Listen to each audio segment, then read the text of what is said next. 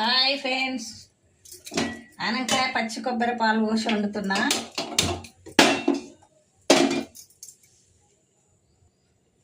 ఈ నూనె కొంచెమే మూతంతనే పోయాలి. మనం ఏమైనా వేసినాక నూనె చాలా అయినట్టు అనిపిస్తుంది, ఎక్కువ పోయొద్దు ఈ నూనె. ఇంకో ఈ నూనె వాడుతున్నాం, బాగానే ఉంది మాకు. ఇంకా జీలకర్ర వేస్తున్నా కొంచెము. ఇంకా కొబ్బరి పాలు, పచ్చి కొబ్బరి పాలు తీసిన, ఇంకా ఇట్లా ఉడబోసిన. ఇంకా ఆనకాయ ముక్కలు, ఇవి కలమాకు, కొత్తిమీర, ఇంకా టమాటా ముక్కలు, పచ్చిమిరపకాయలలోనే ఎల్లిగడ్డ వేసి నూరిన. రోట్లో వేసి కచ్చిపచ్చి నూరితే ఇంకా బాగుంటుంది, కానీ రోలు లేదు కదా.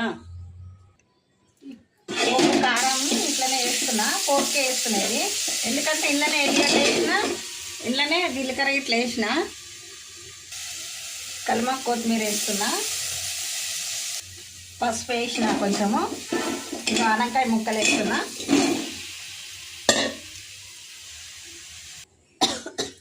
ఇంకా ఇన్ని వెళ్ళినాయి పాలు, అంటే నీళ్ళు పోసిన. ఈ పొడి ఎండవేసుకొని మనం కూరలలో కూడా వేసుకోవచ్చు. ఎందుకంటే మనం కొనుక్కొచ్చేది కూడా ఇట్లనే ఉంటుంది, పిప్పి లేకనే ఉంటుంది. మనకు ఒరిజినల్ తేడిస్తారు. మనం ఓపికతో ఎండ పెట్టుకొని సీసాలు పోసుకుంటే కూరలలో కూడా వేసుకోవచ్చు. మగ్గింది, టమాటా వేస్తున్నా. టమాటా ఎందుకంటే ఎక్కువ వేస్తున్నా అంటే కొంచెం ఆనకాయ తియ్య ఉంటుంది కదా, కొంచెం పులుపు వస్తుందని కొన్ని ముక్కలు ఎక్కువనే వేస్తా టమాటాలు. ఆనకాయ ఉడికిపోయింది, మగ్గింది మొత్తము. పాలు పోస్తున్నా, ఇగో కొబ్బరి పాలు పోస్తున్నా. నేను చిన్నగా ఉన్నప్పుడు మా అమ్మ ఇవి ఆందాలని ఉంటాయి కదా, అవి దంచి ఆ పాలు పోసేది, మస్తు టేస్ట్ ఉండేది. ఆనకాయ కూర రెడీ. మీరేమని కామెంట్లు పెడుతురో, నాకైతే చదువు రాదు. మంచి పెడతారా చెడు పెడతారా, నాకైతే చదువు రాదు. మీరేమన్నా అనుకోరి, నాకు చదువు రాదు. చాలా రోజులు అవుతుంది వంటల కాడికి రాక. చాలా రోజులు అవుతుంది వంటల కాడికి రాక. నేను ఈరోజు అదే పచ్చి కొబ్బరి పాలు పోసి ఆనకాయ కూర వండిన. మస్తు టేస్ట్ అయింది.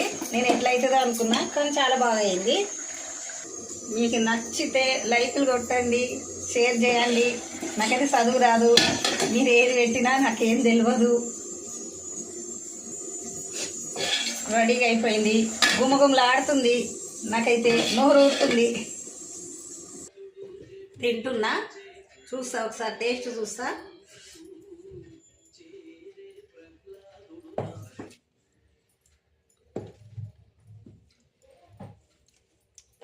టేస్ట్ సూపర్ ఉంది. మీరు కూడా ఇట్లా వండుకోండి.